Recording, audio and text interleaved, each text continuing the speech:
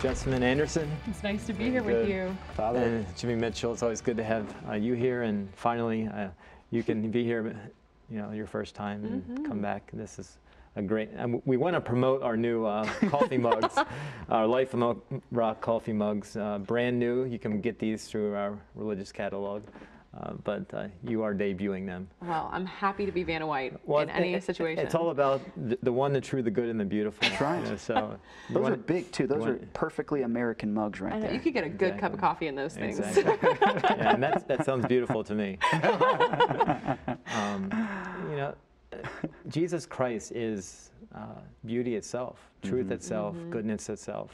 Unity, and you talked in one of your talks about encountering Jesus and about Jesus standing before us and actually him saying to us personally, looking at us and saying, who do you seek? Who is it that you seek? To me, to you, to you, Jessamyn. Talk about that, Jimmy, about truth and encountering. That's right. Jesus Christ. A lot of our artists, what's so interesting is, they find themselves in secular genres most of the time. Pop, jazz, folk, rock, singer, songwriter. And they're very aware that what they want to achieve through their music is, again, leaving people in that state of wonder and helping them ask the right questions. Yes. I think sometimes we're so quick to bring the answer to the forefront rather than first elicit that wonder that cultivates desire that then can ultimately lead to the pursuit and the fulfillment that we know is only found in Jesus. If we give them too much too fast, then I think oftentimes, at least in this day and age, people write the whole thing off.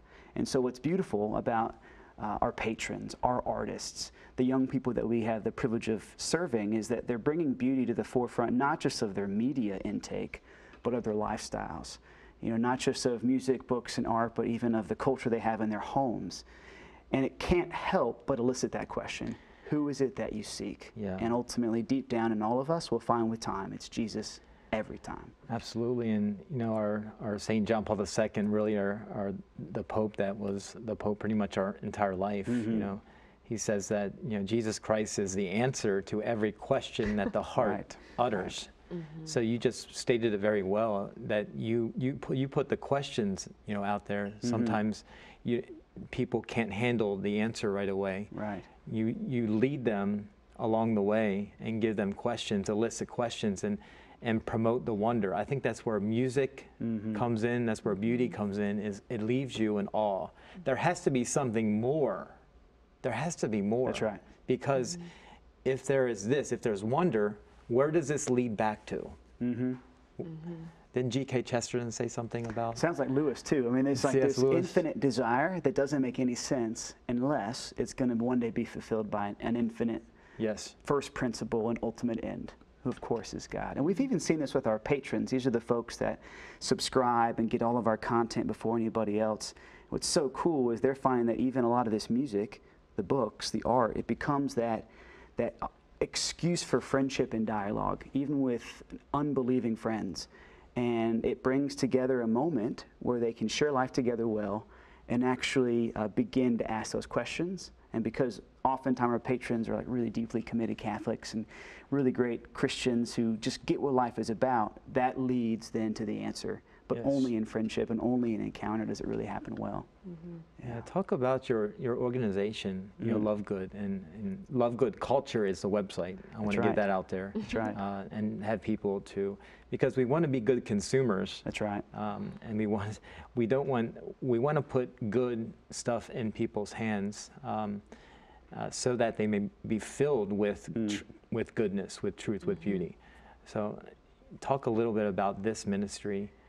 This organization. So the company, as Jimmy said, we're a media company, and so our patrons get these quarterly packages that have new music and books and art that act as this really beautiful bridge between secular culture and the church, because as Jimmy said, a lot of our artists find themselves in these secular genres and all of that. But what's the most beautiful thing is that our patrons are really the ones that are building the culture where they are, and Love Good is simply providing the tools for them to do that. Whether that's with the media that they're receiving or the community that they're fostering with other patrons, with artists, things like that. But what it does is it gives them these tools to curate the media in their life. And so we kind of act as just the provider of the resource.